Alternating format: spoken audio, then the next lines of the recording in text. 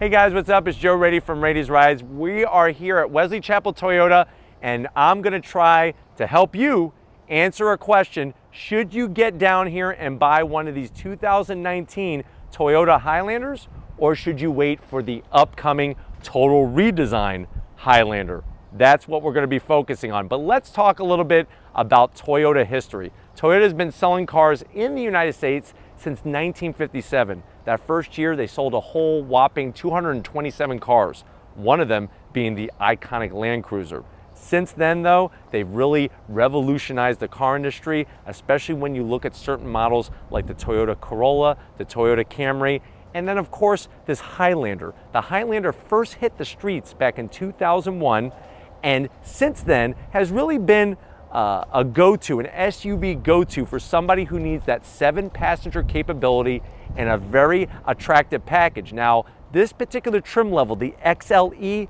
is really the sweet spot of the Highlander option setup. And you could go from just your entry all the way up to limited and premier and everything else. But with this XLE, it really hits the sweet spot to give you a lot of bang for the buck in a very nice overall package. But let's go ahead, dive into this last year, 2019 Toyota Highlander. Right off the bat, what I do love about the front of the Highlander is the headlight housings. I love the chrome finish on the inside, and I like the way that they integrate right into the grille area.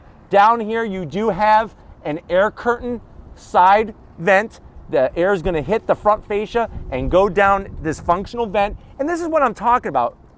You don't need to extend the black plastic. Keep it tucked in, show more of that beautiful sparkling silver. You can see the fog lamps located nice and low. As we go across the front, there's that headlight housing integrating with the front grille. I love the horizontal slots. It really gives it a nice low, wide, mean, aggressive look to the front of the SUV. As we come down, I also think it was very smart to keep the same design. Nice flat black in the center here. This is gonna help take a beating from rocks and debris and whatnot. But from right to left, I love the overall balance of the front of the Highlander. Now, as we come around the bend here, you'll see that the bodywork has a nice flow into the fender. I think it was smart to take that flat black across the front, bring it into the fender trim all the way around. Very attractive looking wheels. So what you're looking at here is brushed aluminum with this gunmetal gray. This is an 18-inch wheel, so you're gonna get plenty of meat on the sidewall. It's gonna give you a nice, comfortable ride. But I think with the silver and the flat black, the wheel combination works perfect on this one. Now, as we come down the side, they take the silver into the mirror, little bit of flat black, and then I like how they took that chrome finish from the headlights, brought it into the turn signals here on the mirrors. As we go down the side, you have chrome around the windows. You also have the nice shiny bits for the roof rails. Of course, you could get the crossbars, and then you could put different things up on the roof, whether it be a kayak or a bicycle. You can see here, 6 feet tall, how high the side of the vehicle is. Now, as we drop down, very distinctive body line that runs from front to back. More of that flat black really gives it a cohesive look. There's a lot of different brands out there where they break up the materials as you go from one part of the car to the other. I like the free-flowing form to this. When we get to the rear quarter window, love the size. It actually has a defroster built into the side windows back here. And I really think it was super smart the way that they bring the trim to a nice point on the end here. Now, as we wrap around to the back, you can see the very attractive taillight style. You have a very long roof spoiler, pretty long for an SUV, and you can see the distinct body line to it. It kind of slants down, and I like the way that it's peaked on the corners. You got a little raised area in the center, and then lower on both left and right. As we drop down though, very, very clean. I think one of my favorite parts about the back of this Highlander is just how flat it is. That's gonna really help when you're backing it up, especially against a wall or something like that. You got that black plastic here to blend in with the front. I like the silver. There's that XLE logo. One thing that I feel would look better is that if there was a dual exhaust. One pipe here, one pipe there, I think would just really just make the back end look as aggressive as the front end. But talking about this car, is great. Let's go ahead and check out what's underneath the hood of this 2019 Highlander. All right, guys, the hood is popped on the Highlander. One thing I want to point out, just like a Tacoma that I reviewed not too long ago, the hood is extremely heavy. I'm not joking one bit. It is a pretty heavy hood, and to have such a small little prop rod, especially all the way over here, is a little bit of a pain, but I'm sure many people aren't going to be taking their Highlander to the car shows and showing off the engine. When we do look at the engine though, there's a lot of black plastic except for that one nice shiny Toyota badge in there. So what we see underneath the hood is a V6, 3.5 liter V6, 295 horsepower, 263 pound-feet of torque. It's mated to an 8-speed automatic transmission. If you're wondering, well, with an SUV this size, 3-row capability, what type of MPGs? 21 in the city, 27 in the highway. This thing weighs around 4,300 pounds, and you could tow around 5,000 pounds with it. So at the end of the day, it's one of those engine setups where this is where Toyota really makes a name for itself with that bulletproof reliability. But why don't we go ahead, fire up this Highlander, and see what does it sound like.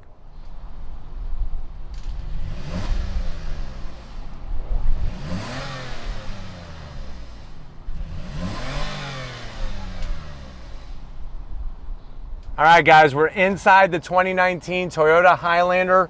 Remember, the big question is, like I said earlier, should you get down to Wesley Chapel Toyota and pick one of these 2019s up, or should you wait for the 2020? Now, we have done a review of the 2020 from the New York Auto Show, so definitely check that out on the channel. I did get inside of it, so you'll be able to compare the differences.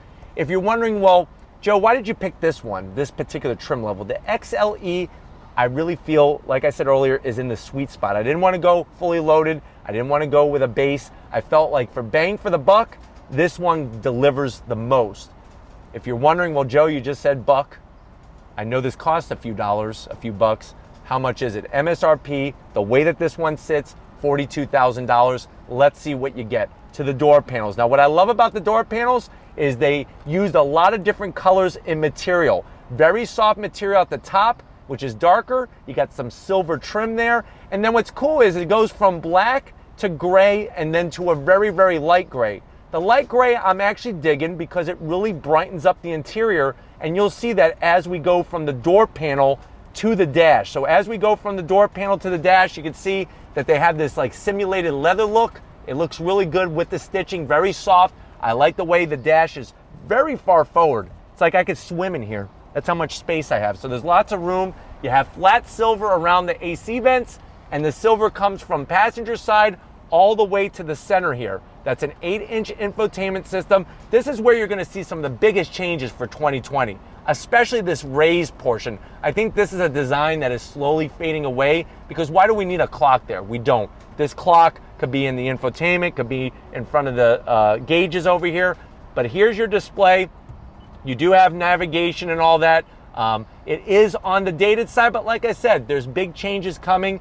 You get dual climate, very easy to understand. You got your blower switch here. You could sync the two together and adjust the temperatures and whatnot. Very nice. I would like to see, though, some ventilated seats. You do have heated seats, but there's no ventilated seats.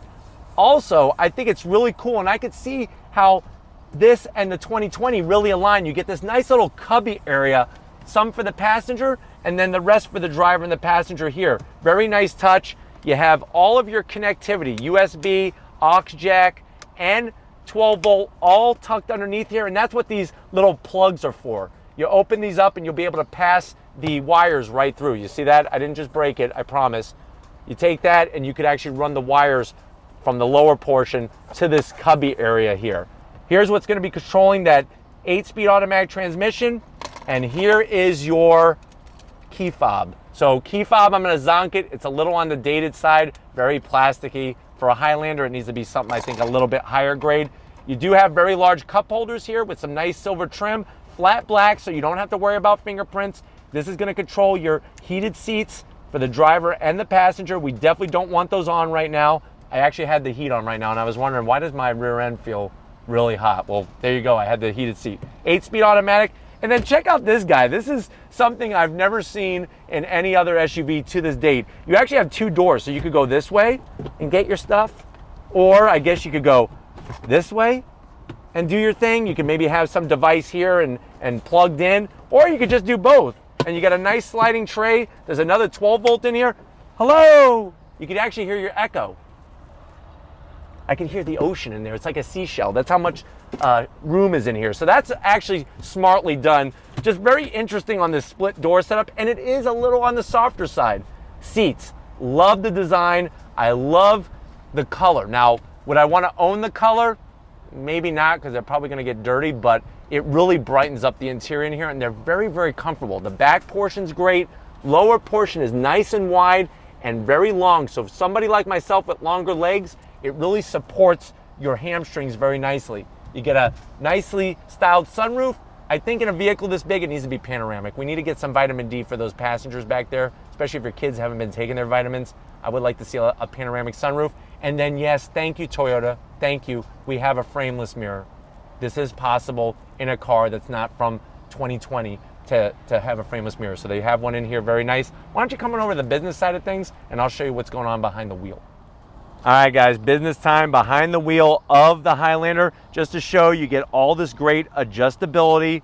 I'm liking the lighter seat color. I have to be honest, I'm not really a big light seat color lover, but it does really well in here. Steering wheel, nice size. I like the simplicity of the buttons. Everything's kind of just molded in. You have that leather, that simulated leather look with the stitching, sort of like what's on the dash here, that Toyota emblem, the flat silver, and then gauges, very simple, very simplistic. This is something that you're going to see a change as we go to the 2020 Highlander, but they do the job. Analog tach, analog speedometer with the digital display in the center. It looks its age. That's the thing. And you know, when it comes to price, hey, you might want to get a 2019 because obviously when those 2020 hit, they're going to be selling like hotcakes. So like the setup though, very nicely done. Why don't we go ahead and check out the back seat and see what room is there for your passengers.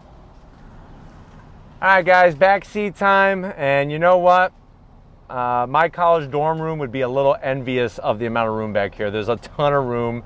Very easy to get in and out of the doors. You can see the headroom. I have almost just as much headroom as I did sitting behind the wheel. Not an issue. Let's go to what you get back here. Nice little command center with the rear AC. Now, if you're wondering, well, where are the vents? It's the higher kind. So if you don't want it blasting your face, I guess don't sit in the back seat. I don't have a problem with it because I like the air hit me up higher than rather hit me in my calves. But you do have the controls back here. You can see this little area where you got a home power source, you got two USBs and a nice little cubby. Then we're talking about these captain's chairs. If you look, there's your cup holder. So if you're wondering, well, how do I get my cups in here? Two little cup holders right there. Very, very smart. That's pretty smart engineering.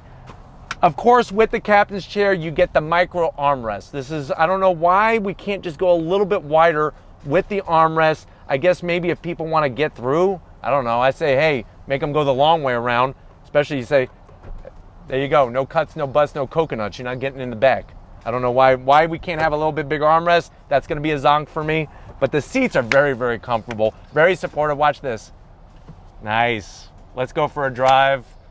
I'm not driving. I'm just going to sit back here, but very nice setup. You could even slide it too. Look at this. You get a little bit of workout, sliding it, and going back and relaxing. So I give it definitely a thumbs up for the amount of room and how comfortable the seats are. Let's do the big test. We're going to check out that third row and see if a human being can actually fit back there.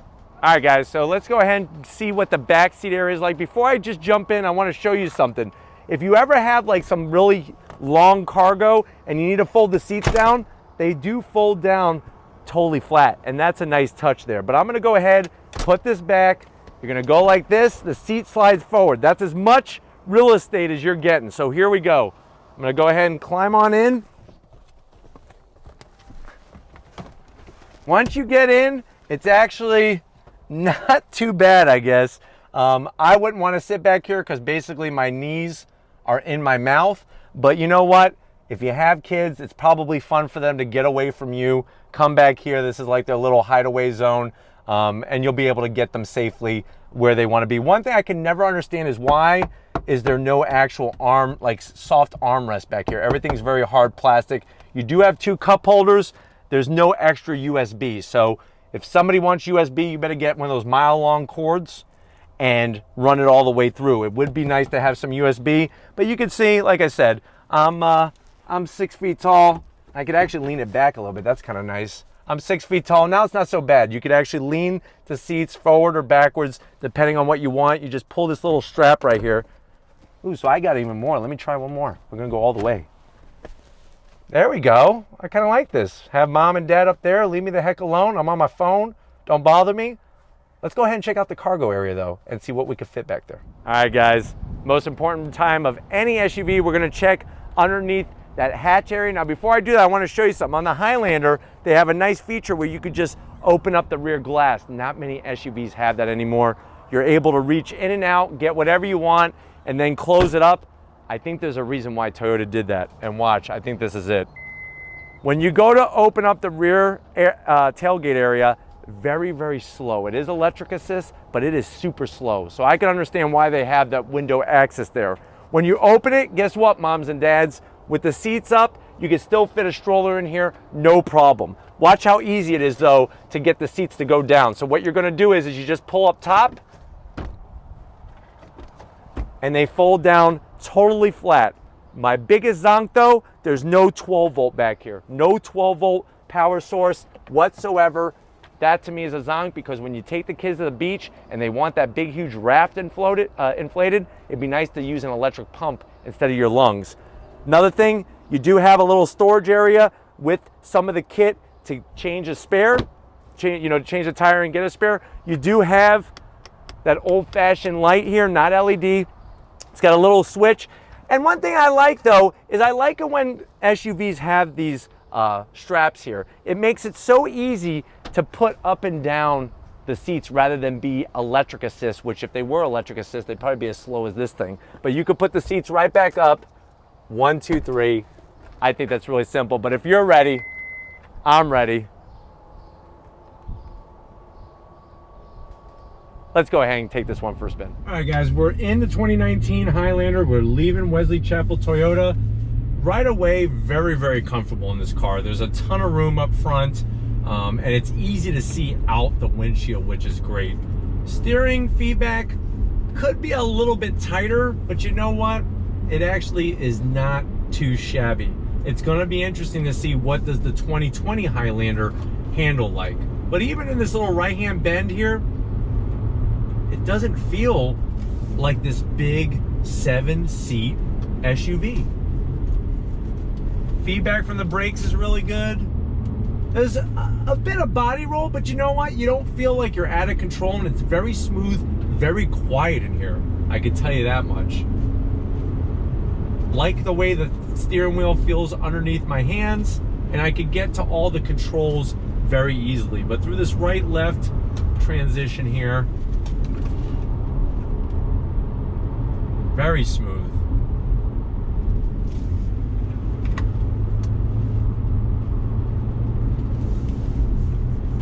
I think it's real smart how high the door is because it allows me to take my arm and rest it up there if I wanted to.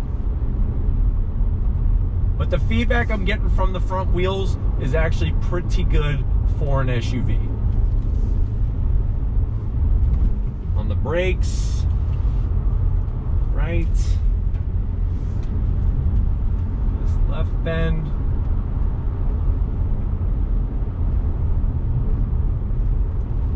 Really nice. You know, the Toyota definitely has put some real effort and energy into the overall design of this Highlander, and I really think that for the price point, $42,000, you are getting a lot of amenities for this particular trim, that XLE I was telling you about. Like I said, you could option this even more so. Let's go ahead and check out that 8-speed automatic transmission. I'm gonna get on the throttle.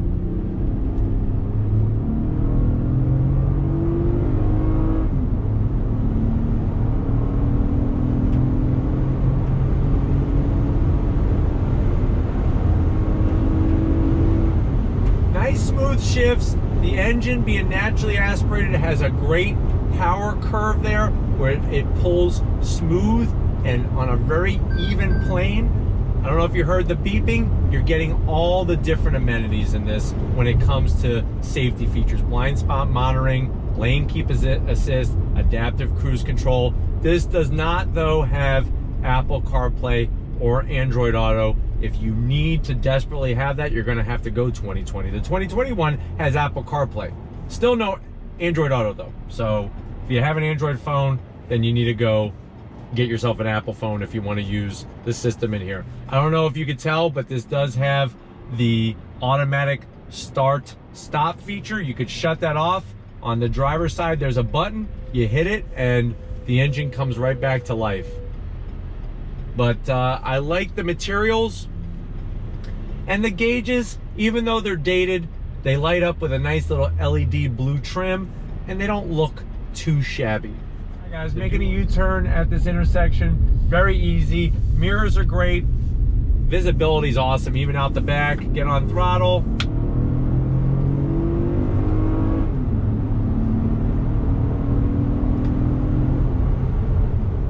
Too much engine noise coming from the front end, and that's a good thing in this vehicle. You're not going to want a lot of engine noise, but you know, doing 65 miles an hour, very smooth, very comfortable, and you could definitely drive this halfway across a state and still feel very good getting out once you get to your destination. But speaking of destinations, we're going to go ahead and get back to Wesley Chapel Toyota. Hopefully this gave you a good quick insight into what it's like to drive a 2019 Highlander, but we're going to get back to Wesley Chapel Toyota and wrap this up.